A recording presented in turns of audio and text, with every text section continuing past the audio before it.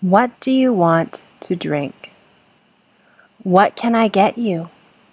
What can I get you?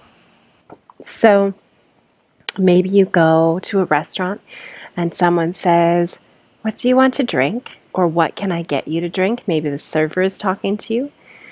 And you could say, I want juice. And they say, well, we have pineapple, strawberry, orange, and apple juice. What can I get you? So what kind can I get you? If you get bored, come and play with us. If you get bored, come play with us.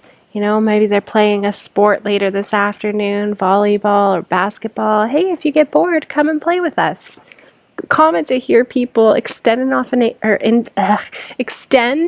an invitation to you to go do something, right? So they might say, if you get bored, come over for dinner. Or come and play basketball with us this evening. Or come and play cards with us.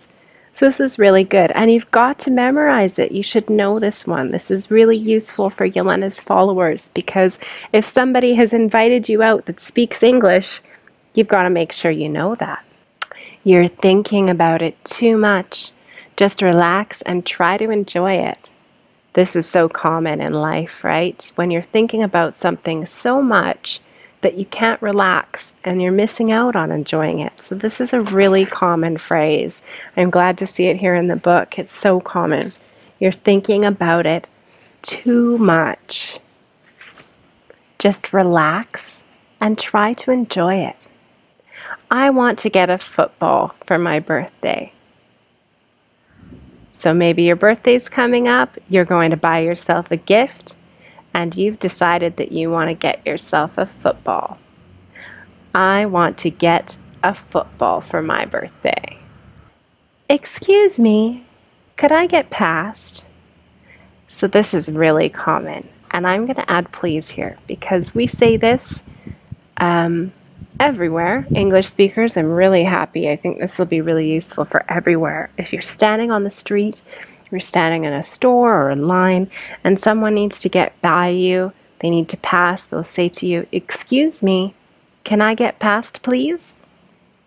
And they're asking you to move. Move out of the way, please. The cat climbed up the tree and couldn't get down. The cat climbed up the tree and couldn't get down. Oh no, this is awful because it's so true. It happens. They climb up trees, they can't get down. She is getting married next year.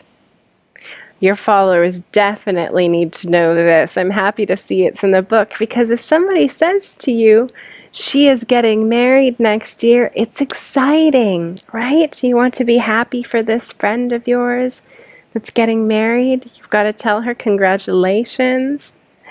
She's getting married next year. Let's get together again next year. So hopefully no one's saying this to you in January. Then you're not going to see them for a whole year, but maybe you're getting together around the holidays in October or December, and they say, this is fun. Let's get together and do this next year. So they want to meet again next year. Let's get together again next year. Together. Please, don't get up. This is also very common. I'm happy to see this here. Maybe you arrive to someone's house and they're sitting on the couch visiting with their friends or family, and you walk in the door and say, please don't get up. I'll help myself. I'll make myself at home. Please don't get up. Or maybe you're the guest in someone's home and you say, oh, I need a glass of water, and the person whose home you're a guest in says, oh, please don't get up. I'll get it for you. Please don't stand up and go do it. Don't go do it. I'll get it for you. He is busy getting ready for his trip. Well, that's exciting. He is busy getting ready for his trip. So this is something you'd hear very commonly at work as well, or daily life, because people are always traveling. traveling for work, traveling for pleasure. So you might say, oh, where's John tonight? He's busy getting ready for his trip, is what I'd say. So I'd use the contraction here. He's busy getting ready for his trip. She's getting breakfast ready. She's getting breakfast ready. They did not even get angry. It would be more commonly said this way. They don't even get angry, or didn't even get angry, using that contraction. They didn't even get angry. Do you get angry easily? Do you get angry easily? He was getting really worried. This is great to see here for the book because it's so common to hear someone say he was getting really worried or she was getting really worried. Maybe somebody went out, they were supposed to be home at a certain time and they're not back yet and you're starting to get really worried. Where are they? He got a cloth and began to clean up the mess. Good to hear. He got a cloth and began to clean up the mess. Well done. So there's been some sort of mess. Maybe someone spilt a drink or something liquidy on the floor because they need a cloth. And so he got a cloth and began to clean up the mess. I had to get him to a safe place. I had to get him to a safe place. Oh, this is great to read here because it's so common, especially when you're talking about people emailing each other, text messaging. Did you hear from your friend? No, I didn't get a reply. I didn't get a reply. So maybe you sent a text message to a friend and said, hey, what are you doing tonight? Would you like to come over for dinner? And they still haven't replied to you. You say, I didn't get a reply. I don't know if they're available to hang out tonight. Maybe the message was, we're going for dinner tonight. Do you want to come along? Do you want to come along? But you didn't get a reply, so you don't know if they want to come along. You don't know if they want to join you for dinner. Or maybe I'd say to you, hey, we're going to go for lunch today. Do you want to come along with us? And you say, no, I have lots of work to do. And I say, come along with us. It'll be great. Let's go for dinner. Let's go for lunch. Come along with us. This is excellent to see here in the book. This is very commonly said in daily life, really, because you go so many places and people need your contact information. So they ask you to please include your name, address, and telephone number, though we would shorten it to just say phone number because it's quicker to say that. Please include your name, address, and phone number. I was very glad to get a present from her. Well, that's good. Someone gave her a gift, and she was very glad.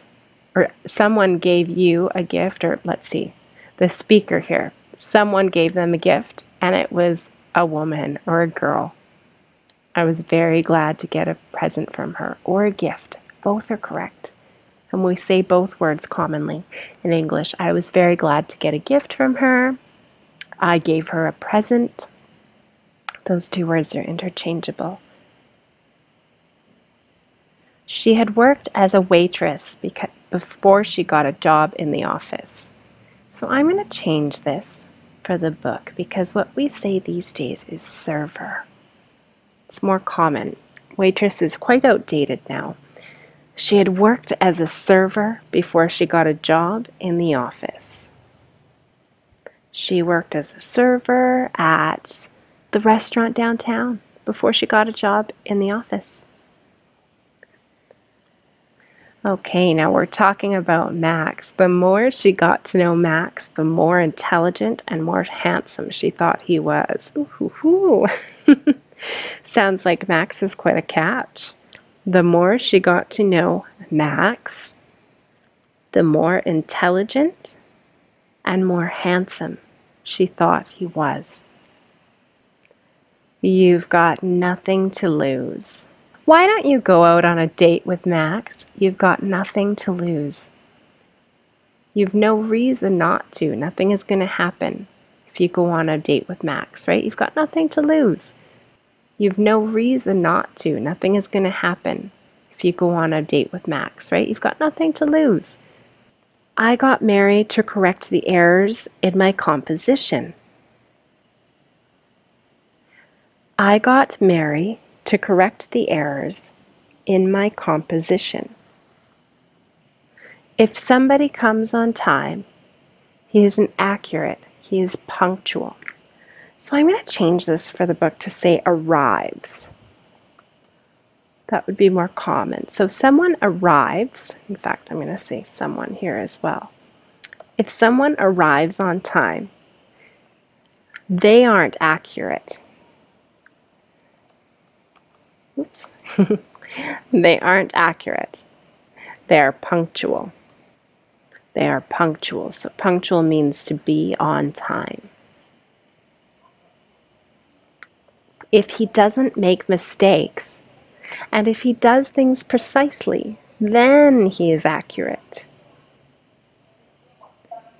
If he doesn't make mistakes, and if he does things precisely, then he is accurate. Precisely, accurate. Would you read my letter and correct the mistakes? Would you read my letter and correct the mistakes? I got fat. My clothes don't fit right anymore. That's cute. This is good to see in the book because it's so commonly said in the English language. I got fat. My clothes don't fit right anymore. My clothes don't fit right anymore.